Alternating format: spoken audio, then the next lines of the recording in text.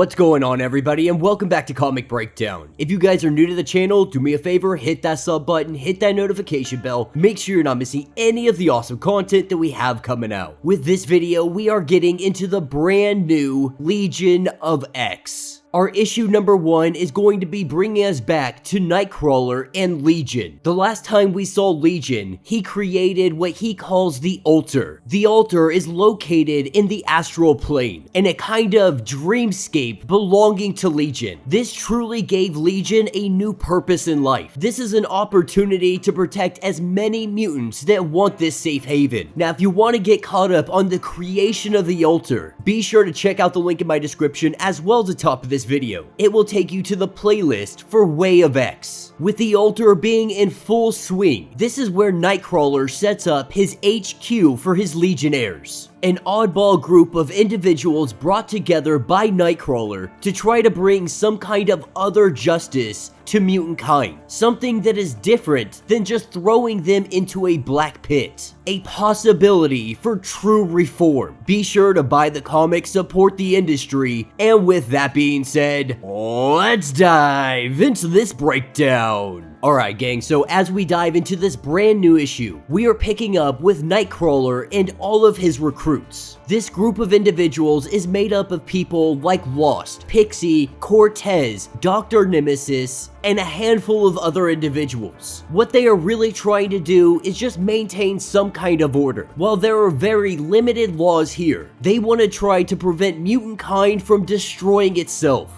To help people see they don't need to have chaos. They don't need to have violence. Their biggest concern at the moment is skinjacker. And so while everybody is given their mission, they're sent out. Nightcrawler has a meeting with the Queen of the Solar System. And so while he goes and does that, we pick up with Legion. Legion has been observing everything going on, but he has also been talking to somebody. Newly resurrected, this is where we have the arrival of Blindfold. But there is something different about her, trying to figure out where her body is. She decided that she didn't want a body. After she was resurrected, the Five explained the whole precog situation to her. But for her, her mutant abilities, they never really gave her anything but pain. And so without her body, she can look outwards. Into now, into a billion nows. She can be a watchman on the shoreline of the dreamscape. The little amount of time that she has been here, she has seen wonders, but she has also seen some shadows. Taking us over to Arakkii, we are picking up with Nightcrawler being greeted by Storm, being invited here today because somebody has asked for the chief of police on Krakoa. And while Nightcrawler doesn't necessarily see themselves as police, quote unquote, the mutants of Arakkii, they don't really understand the whole spark concept that Nightcrawler has been trying to come up with. And so with them walking into the other room, this is where they run into the Witness, also known as the Arbitrix, fourth light of the Great Ring, and commander of the Inward Watch. We're gonna learn exactly what her role is, but she has asked for the assistance of Nightcrawler because one of her deities has gone missing. Nightcrawler had always firmly believed that they didn't have any gods with Arakkii, but we learned that this is simply reductive. And while this may be a very hard concept to understand for Nightcrawler, the Witness thinks it's a better idea for him to just watch the duties of the Witness. As they step out into the arena, this is where we see the Circle Perilous. This is where the Arakkii, they settle their differences. And while most of the time that means some kind of combat, it doesn't necessarily have to be that. Their laws, their culture, their customs, they are very simple. If you get challenged, you must step into that arena. If you choose to run, you will be hunted down and you will be destroyed. Your only option is to get in that arena. From there, you can either fight to the death or you can yield. As Nightcrawler becomes accustomed to these new cultures, these new laws, these new ways of living, we are taken to Krakoa, picking up with Forget-Me-Not. Hanging out at the Green Lagoon, he is sitting next to Paulie DaCosta, a mutant with the ability to manipulate smoke. With his own anger, it pours out of his ears. And because of that, he can manifest it in many different ways. The reason Forget-Me-Not is even talking to him to begin with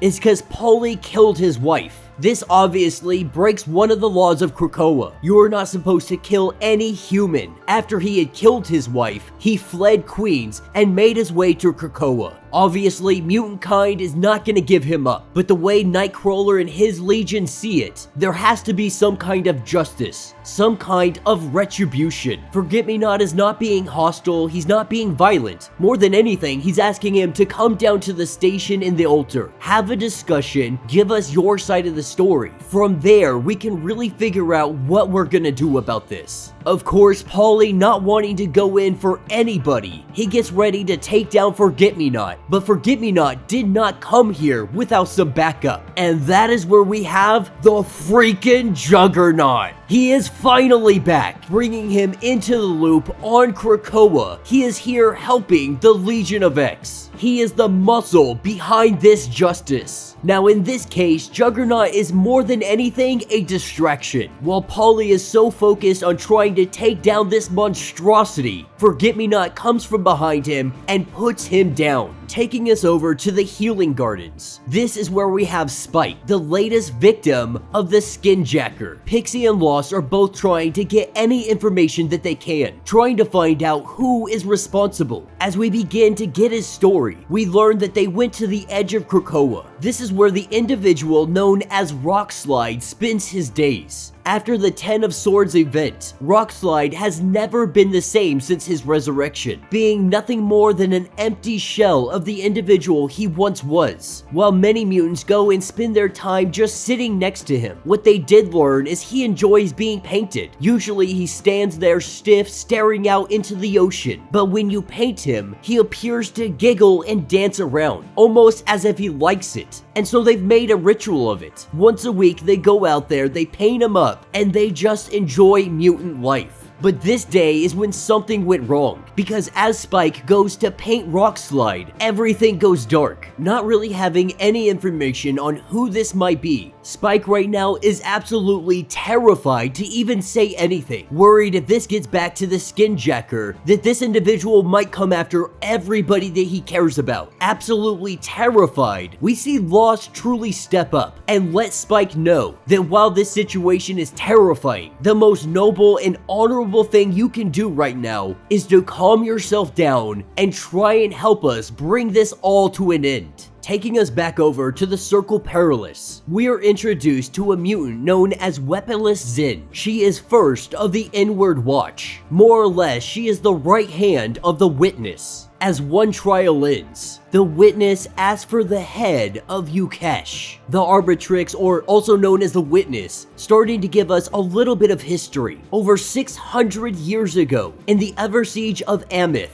a wave of civil disorder had crippled all of their unity. To bring this all to an end, the predecessor Yukesh, his strategy was relatively simple. He summoned a legion of gods. This was his gift. He was a bridge to all of these deities. And though the Witness had taken his spot, he was left alive because Yukesh the Bridge, his unique ability, it gave them an opportunity to be able to contact these deities. Having mutants that are standing accused of worship, all Arakkii yearns to gauge the glory of their patron, calling up Teshup the Thunderer. Using the head of Yukesh, they are able to bring him to the circle. Caught completely off guard, he tells all of the mortals they need to kneel before him. Here on Arakkii, an expression of divinity. This is a challenge. If you call yourself a god, we are gonna see if you are worthy to be called such. And while Nightcrawler is absolutely disgusted with what he is seeing, because we see these worshippers, they begin attacking the Thunderer. The truth is though, the Witness says that this is all Krakoa's fault. Krakoa believes that they had saved them from endless slavery. The truth is, they threw traumatized people into a cesspool of leeches, deities coming out of the woodworks trying to manipulate, trying to seduce the people of Arakkii. They had gone centuries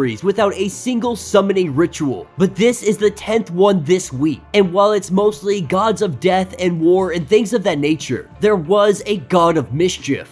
Instead of fighting on this battlefield, it caused a ton of chaos, and then it ran away, believing that it went to Krakoa. That is why Nightcrawler has been summoned here. The witness wants to task Nightcrawler with finding this god. Nightcrawler a little insulted at this point, believing that you want me to play along with all of this atheism. The truth is, these people aren't really atheists. They do not deny the gods. In fact, they are very receptive to the gods in their own way. They just haven't found one that deserves them. With Teshub the Thunderer being defeated, he is given the choice to yield with honor, or he dies right here on the spot. But they already know that gods, they do not yield. This would be admitting that they are unworthy of worship. This is worse than death to these deities. With one look into the witness's eye, we see a giant explosion of light. And just like that, this god is gone. That is the kind of power that the Arbitrix is using, sending Zen along with Nightcrawler. They head off back to Krakoa to find this god of mischief.